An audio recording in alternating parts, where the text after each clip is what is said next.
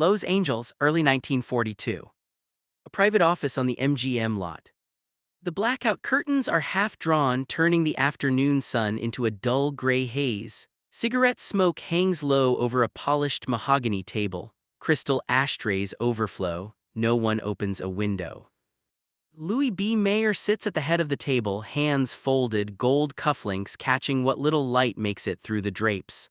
Across from him, J. Edgar Hoover sits perfectly still, dark suit, narrow tie, expression unreadable. No one is taking notes.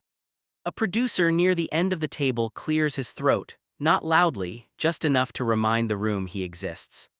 He leans forward slightly and asks, almost politely, "Director Hoover, are you here to help us with the war effort, or are you here for names?" The question doesn't echo. It doesn't need to. The room goes silent in a way that feels intentional. Hoover doesn't answer. He doesn't blink, he doesn't shift in his chair, he simply lets the words remain in the air unchallenged. Then he smiles. Not broadly, not warmly, just enough.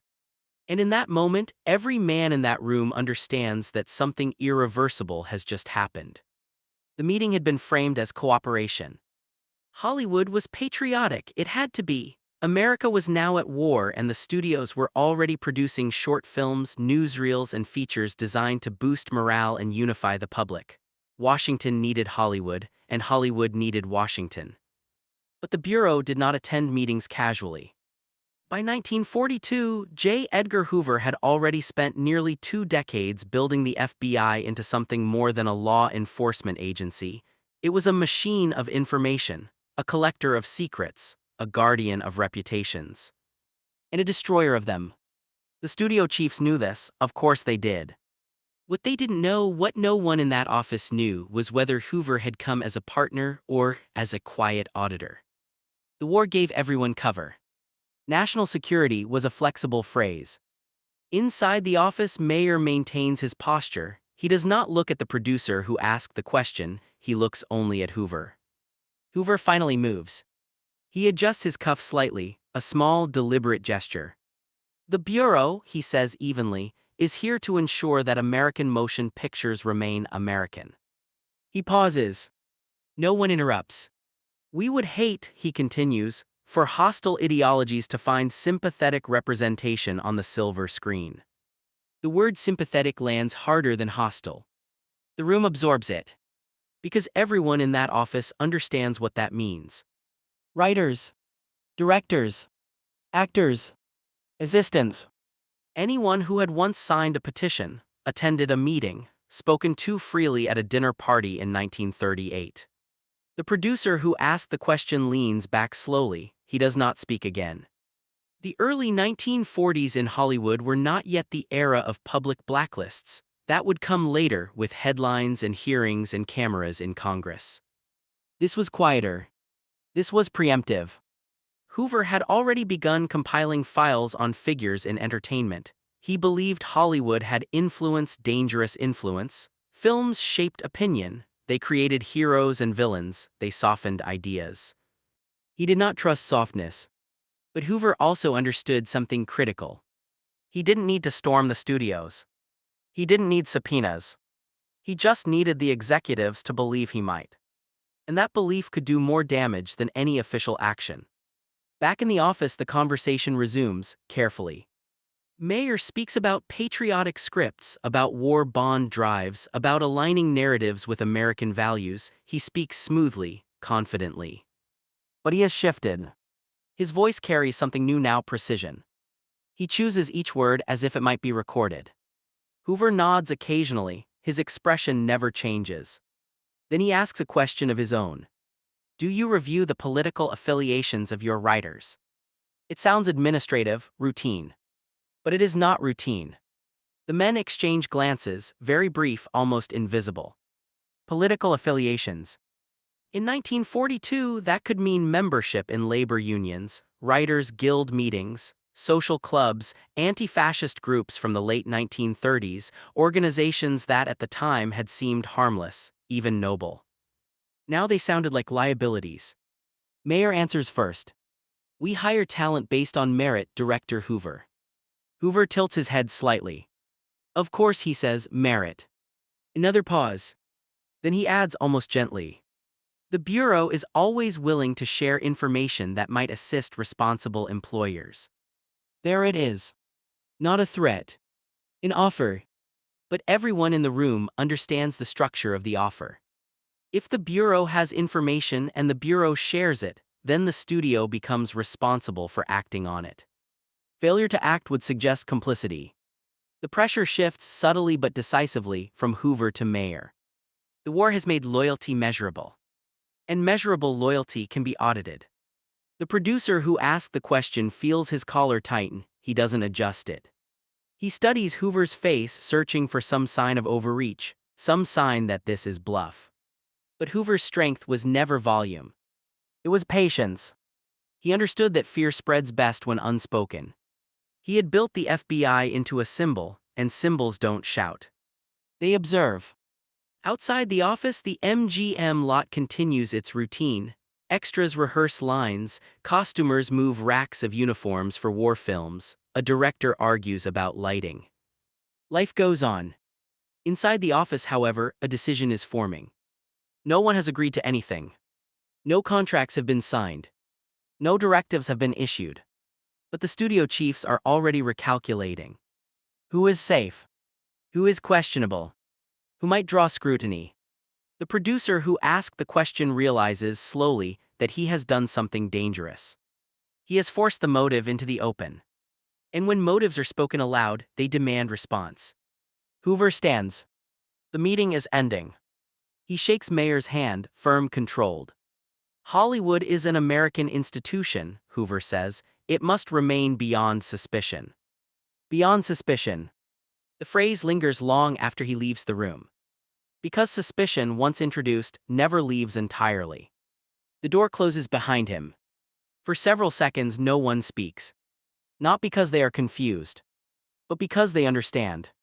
The question was answered. And it was not answered with words. Mayer exhales slowly. "Gentlemen," he says, voice steady, "we will be reviewing certain departments." He does not specify which ones. He does not need to. The producer at the end of the table stares at the ashtray in front of him. He wonders how many names are already in a file. He wonders if his own is among them. Outside, a train whistle blows somewhere beyond the lot walls. War production moves forward. So does something else. Something quieter. Something that will not make headlines for years. But inside that office in 1942, with blackout curtains half drawn and smoke hanging in the air, the shift has already occurred. No one voted for it. No one announced it. But the studios have just agreed, without saying so, to police themselves. And once that begins, it does not stop. The door had barely shut behind J. Edgar Hoover before the tone of the room changed. Not louder. Sharper. The producer who had asked the question remained seated, hands clasped in front of him, eyes down. No one reprimanded him. No one thanked him. His presence now felt inconvenient. Louis B. Mayer walked slowly back to the head of the table and did something he rarely did in meetings. He closed the curtains completely. The office fell into a deeper shade of gray. "We will not be caught unprepared," Mayer said quietly. It was not anger, it was calculation. In 1942, the major studios functioned like kingdoms. MGM, Warner Bros., Paramount, RKO, they controlled production, distribution, and exhibition. Actors were under long-term contracts. Writers worked in buildings owned by the same executives who approved their scripts. Control was the business model. But Hoover had just introduced a different kind of control. Invisible oversight. And the studio chiefs understood the mechanics immediately. If the FBI possessed files, and it did, those files could become leverage, not necessarily through arrests, not necessarily through trials, but through suggestion. A call. A meeting. A shared concern. That was enough. At Warner Bros., Jack Warner had already faced scrutiny over perceived political leanings within his talent pool. Many writers and directors in the late 1930s had been openly anti-fascist, some even sympathetic to leftist causes before the Nazi-Soviet pact fractured alliances. In 1938 and 1939, anti-Nazi activism had seemed patriotic. By 1942, the landscape was different. Communism, labor organizing, progressive circles, these were no longer distant debates. They were liabilities. Back in Mayor's office, the men began to talk in low voices. Not about ideology. About risk. We should request background summaries, one executive suggested, quietly. From whom, another asked. A pause.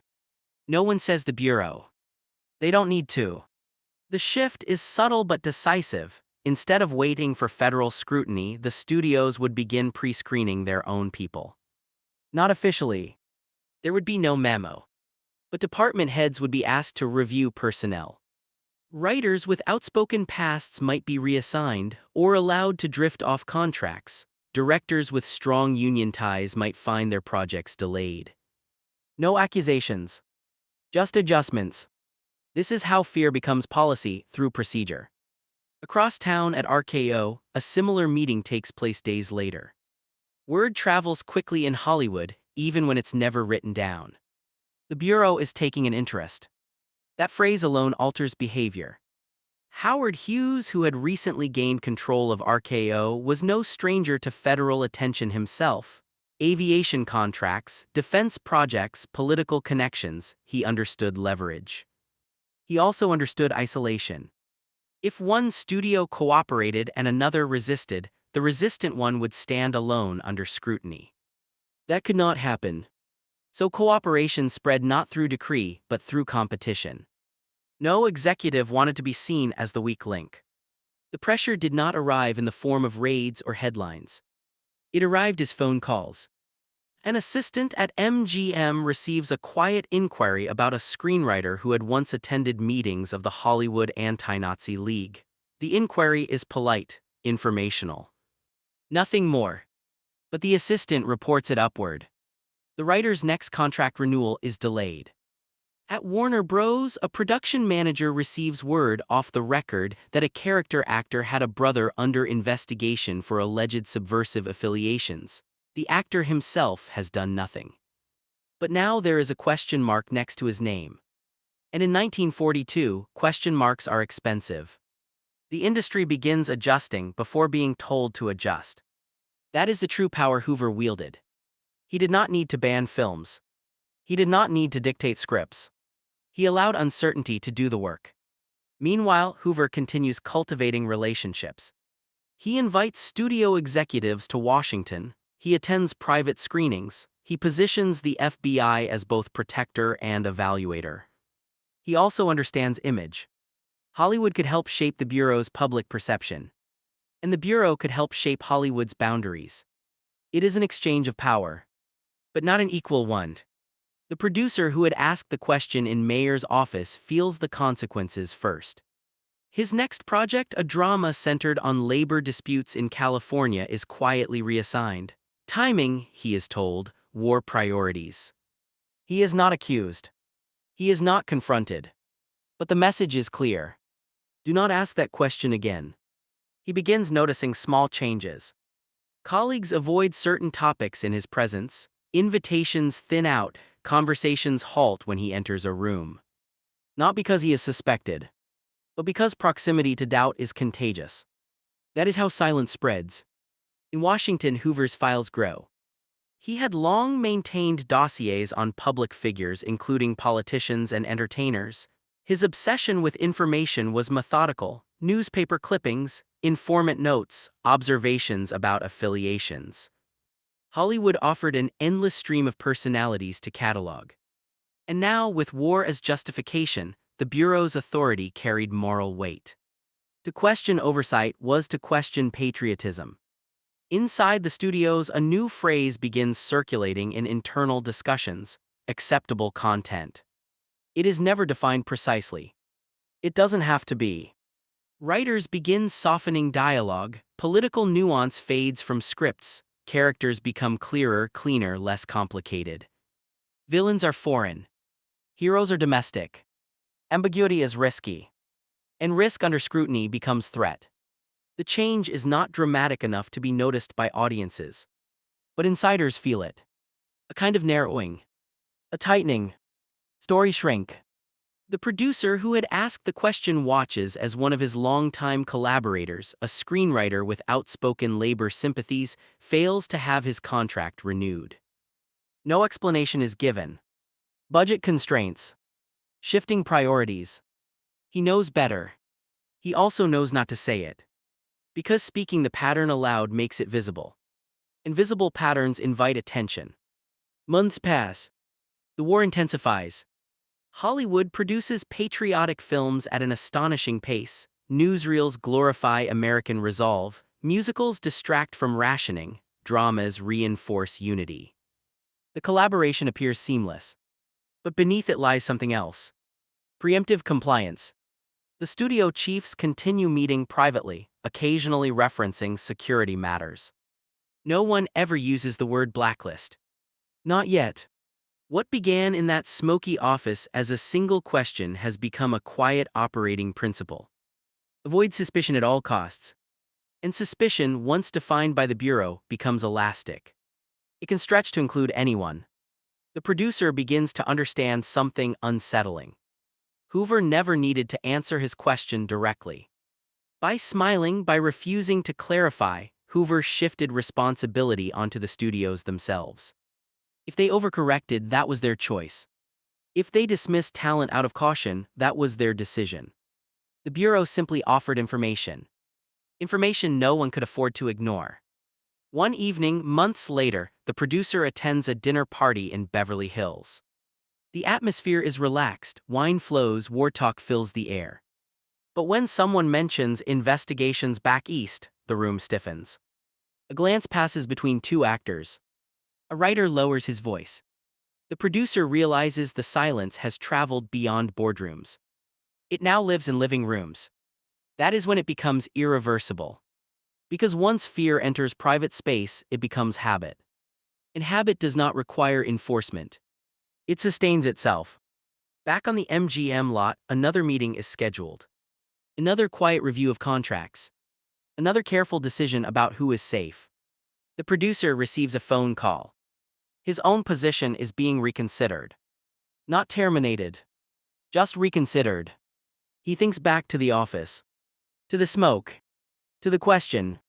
To Hoover's smile. He understands now that the most dangerous power is the one that does not announce itself. It waits.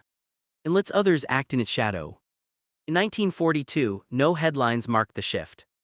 No public scandal erupted. But in private offices across Hollywood, careers began narrowing.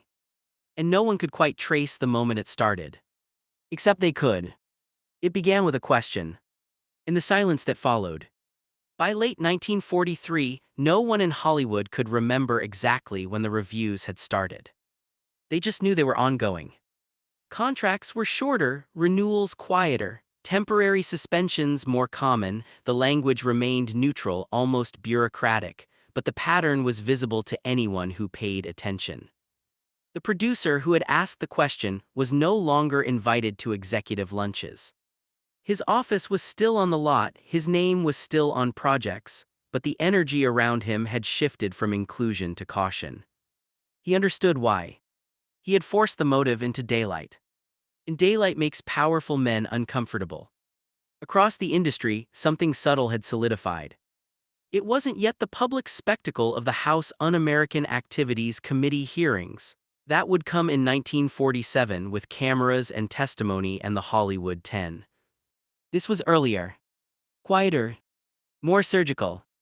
By the time Congress summoned screenwriters to Washington, much of the internal discipline had already been rehearsed inside studio walls. The industry knew how to respond. Because it had practiced. That practice began in rooms like Mayer. With conversations no one recorded. With glances that replaced agreements. With the understanding that cooperation would protect the institution. At Warner Bros., Jack Warner began cooperating openly with investigators when congressional pressure intensified. He framed it as patriotic duty, protection of American values. But his willingness did not emerge overnight. It grew from an atmosphere already conditioned to fear scrutiny. At MGM, Mayer emphasized loyalty in public statements. He spoke of responsibility, of American ideals. What he did not speak about were the quiet dismissals, the writers who drifted away, the projects that vanished before development, the scripts rewritten to remove complexity. In Washington, Hoover watched carefully. He did not need to appear at every meeting. The idea of him was enough. He had achieved something rare, an environment in which an industry self-regulated according to standards he never formally imposed. This was control without fingerprints. The producer eventually met with Mayer privately. The meeting was short. Mayer did not accuse him of anything. He did not reference the original question. Instead, he spoke about optics, about unity, about avoiding misunderstandings. Then he paused. Some conversations, Mayer said calmly, create problems that didn't need to exist. The producer understood. The problem wasn't disloyalty. It was visibility. By questioning Hoover's intent aloud, he had made the power dynamic explicit. An explicit power is harder to manage. He left the office knowing his career would continue, but at the edges. Fewer risks. Fewer central roles. Safe assignments. He would work, but he would not influence. That was the cost.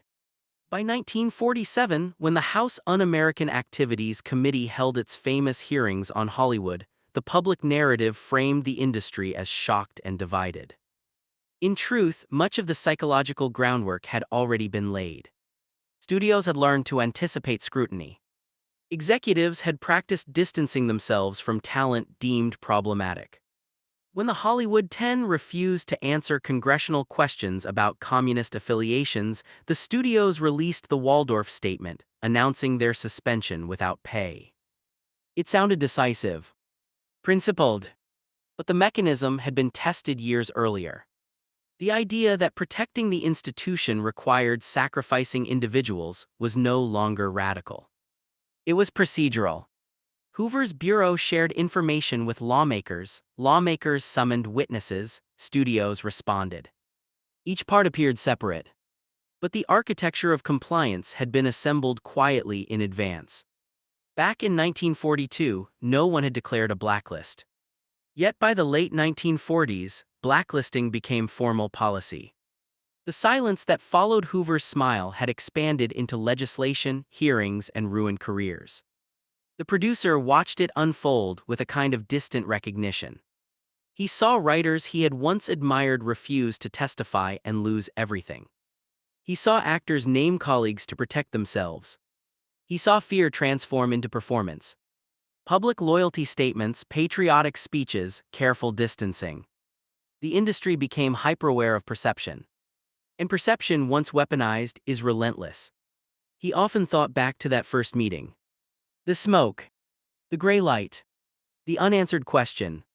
He realized something that unsettled him more than any congressional hearing. The most consequential decision had not been made by Congress. It had not been made by the Bureau. It had been made in that office when studio chiefs chose to overcompensate. Hoover did not order them to fire anyone. He did not issue mandates. He offered information. And they built policy around the fear of what that information might contain. The power worked because it was collaborative. Voluntary. Fear is most efficient when it feels self-directed. Years later, when the fervor of the blacklist began to fade, Hollywood slowly rehabilitated some of the names it had erased. Writers returned under pseudonyms. Directors resurfaced. Careers restarted in fragments. But the culture had changed permanently. Studios never again forgot how quickly suspicion could reshape their behavior. And the Bureau never lost its reputation as an observer behind the curtain. J. Edgar Hoover remained director of the FBI until his death in 1972. For nearly half a century, he cultivated influence not only through arrests and investigations, but through perception. He understood something fundamental about power. You do not need to strike if people believe you might. In interviews decades later, some executives would describe the early 1940s as a time of patriotic unity. They would speak of cooperation, of responsibility. Rarely would they mention the fear. Rarely would they recall the small meetings that preceded public scandal. But the producer never forgot. He remembered the way Hoover smiled without warmth. He remembered the way the room tightened. He remembered realizing that the question had not forced an answer. It had revealed the imbalance. And imbalance, once visible, rearranges behavior. There is no transcript of that 1942 meeting. No official memo survives. But the consequences are traceable. In contract records, in employment gaps, in scripts that softened their edges, in careers that narrowed quietly before being shattered publicly. The dangerous moment was not loud. It did not make headlines. It did not even end with a raised voice. It ended with silence. A silence that invited self-censorship. A silence that encouraged institutions to police themselves more harshly than any external force required. And that is why the moment matters. Not because Hoover threatened, but because he didn't need to. The producer's question still lingers unanswered. Was the Bureau there for propaganda or for names? The truth is more unsettling. It was there for leverage. And once Hollywood understood that, it volunteered the rest. The curtains were drawn that afternoon to block the California sun. But something else was dimmed in that room. Not freedom entirely. Not yet. Just a willingness to test the boundaries. After Hoover left, the men in suits believed they had protected their industry. In reality, they had redefined it. Quietly. Permanently. And no one ever needed to raise their voice again.